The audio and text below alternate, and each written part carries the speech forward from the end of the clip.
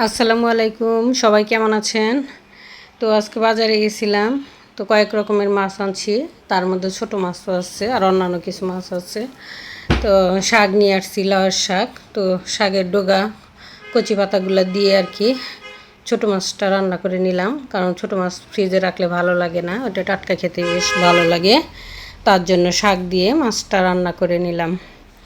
এই তো একটু মাছটা রান্না শেষের দিকে চচ্চড়ি হয়ে যাবে আর কি, পানিটা শুকাবো। এই তো এইভাবে রান্নাটা করলে বেশ ভালো লাগে। শাকটা সবুজ সবুজ আছে, এভাবে ছোটো মাছ রান্না করলে বেশ ভালো লাগে। তো আর নিয়ে আসছি মুরগি।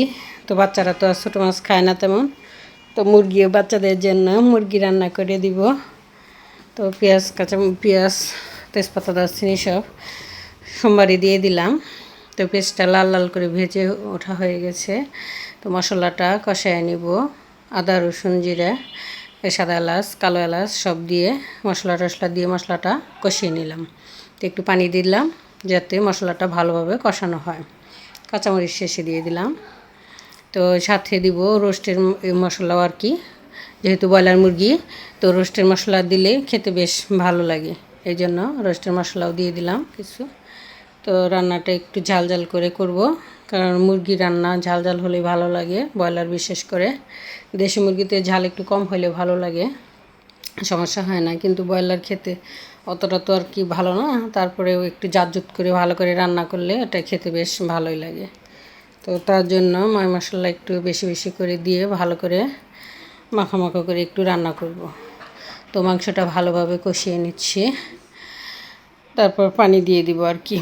তো মাংসটা কষানো হয়ে গেছে, কয়েক টুকরা আলু দিয়েছি আর কি, কয়েকটা আলু কেটে দিয়েছি, কারণ আমার বাচ্চারা একটু আলু খেতে পছন্দ করে, আলু না দিলে ওরা খেতেই চায় না, তার জন্য কয়েকটা আলু কেটে দিয়েছি। তো মাংসটা কষানো হয়ে গেছে, আর একটু ঝোল দিয়ে দিব। তো ঝোল দেওয়া হয়ে গেছে, এখন একটু ফুটে আসলে হয়ে যাবে। আজকে রান্নাটা আমার দেরি হয়ে গেছে, কারণ অনেকগুলাই মাছ আনছিলাম, 4-5 রকমের মাছ আনা হয়েছিল। ওগুলো কেটে কুটে ধুয়ে পরিষ্কার করে ফ্রিজে রাখছি, তারপর রান্না শুরু করছি, যার কারণে রান্নাটা দেরি হয়ে গেছে।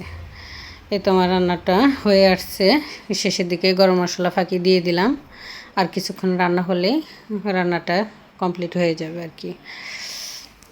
এই তো আজকে আমাদের দুপুরের রান্না, ছোটো মাছ দিয়ে শাক দিয়ে আর মুরগি রান্না। এই তো দুপুরের খাবার, কেমন হয়েছে জানাবেন।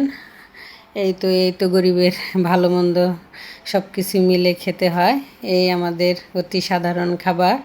আপনাদের কাছে কেমন লেগেছে জানাবেন, ভালো লাগলে আমাদের পাশে থাকবেন, লাইক কমেন্ট শেয়ার করবেন। ভালো থাকবেন আপনারা সবাই, আমাদের জন্য দোয়া করবেন। আল্লাহ হাফেজ।